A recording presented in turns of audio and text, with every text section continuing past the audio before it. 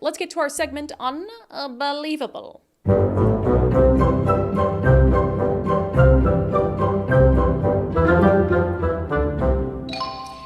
Boop. Oh man, this story over the weekend. Lord help me. So I remember, well, first of all, we all remember Chess Chop, in Seattle, summer of 2020, and there have been some lawsuits over it that have happened in the 3 years since. There was a big lawsuit from the business community up there, and rightfully so, where they were like, oh my God, look at the position that you put us in by allowing this to happen, by abandoning the East Precinct. And then found out, the city leaders, all their text messages were missing. The chief of police, the mayor at the time, all the command staff, the fire chief, oops. And so they ended up having to settle because a judge basically instructed a jury to look at the case through the lens of those messages having been deleted intentionally. So I think it would have been really hard for the city of Seattle to win that lawsuit. So they have to pay out a bunch of money. And so, after some other individuals see that, Seattle's having to pay out money, they smell money in the water, and now they're jumping on the bandwagon to sue the city of Seattle themselves. One of the businesses that has all of a sudden decided to sue is Molly Moon's Ice Cream, which has a location right up there in the former autonomous zone area. So they filed this lawsuit against the city of Seattle, again, an iconic Seattle ice cream brand.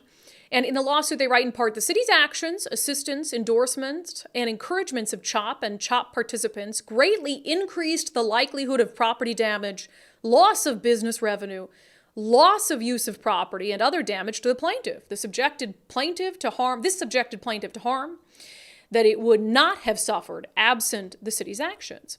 And again, in most other situations, I would be just fine with that. Like, of course, you have this business that was just at the whim of this autonomous zone because the city, acted like a bunch of cowards and allowed them to take over this area for a full month. But I feel much differently about Molly Moon's. And here's why. Back when CHOP happened, so it began early June 2020, ended the beginning of July 2020. And then I actually broke this story at the time. I was sent a couple pictures showing that Molly Moon's at that location had put up a sign in their door front. And the sign said, police officers, in red, underlined. Molly Moon's is a gun-free zone. Please do not come inside if you are wearing a firearm. And at the time, I thought, well, that's an interesting statement. And it really screamed politics to me. That it sounds anti-cop. Because again, if you have a no-gun policy, which a lot of businesses do, and that's perfectly fine for businesses to have, then you don't target it at law enforcement. But when you put up a sign specifically, police officers, do not bring your gun inside, to me, you're making a political statement.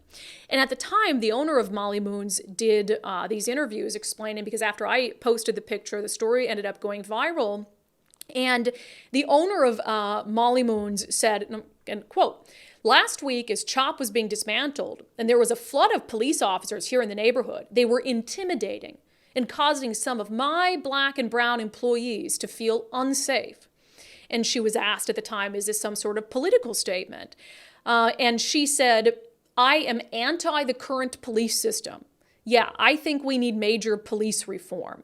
I'm going to be a business person and an activist that continues to speak truth as I see it. So here you have a business owner who was 100% in support of the autonomous zone. Didn't speak out about it at the time, was very anti-police at the time, said she was going to continue to be an activist business owner, said police were intimidating to her Black and brown employees. That's the business owner that we're talking about here, who now wants to turn around 3 years after CHOP, sees money in the water. Seattle has to settle these lawsuits that other business owners have brought up. And so, of course, the owner of Molly Moon's thinks, well, now there's an easy opportunity for cash. I supported everything wholeheartedly at the time, but if I can make a quick buck off the taxpayers of the city of Seattle, why would I not do it? Molly Moon's and people like the owner of Molly Moon's are just as much to blame for the environment around CHOP as city leaders were. And then I saw this article from the Seattle Times over the weekend about this. And I mean, immediately when the news came out of the lawsuit, so many people on Twitter were like, weren't they the anti-cop establishment? So I see this article from the Seattle Times. Molly Moon's ice cream shop sues Seattle 3 years after CHOP. You know what they don't mention anywhere in the article? What I just said.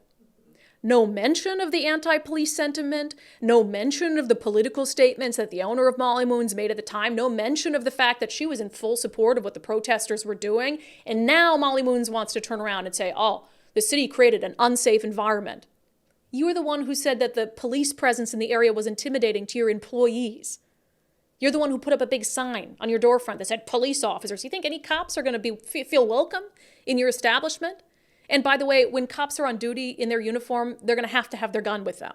So what you're saying is you didn't want cops in your establishment, unless they were off duty and you couldn't even tell they were a law enforcement officer. And you know the sad part about all this is? We're probably going to end up having to settle this lawsuit with Molly Moon's too. Because city leaders, quote unquote, lost all their text messages, making it nearly impossible for them to win any lawsuits related to CHOP. Molly Moon's knows that despite their previous political statements, their anti-cop rhetoric, they know that they can cash in. That's absolutely, absolutely unbelievable.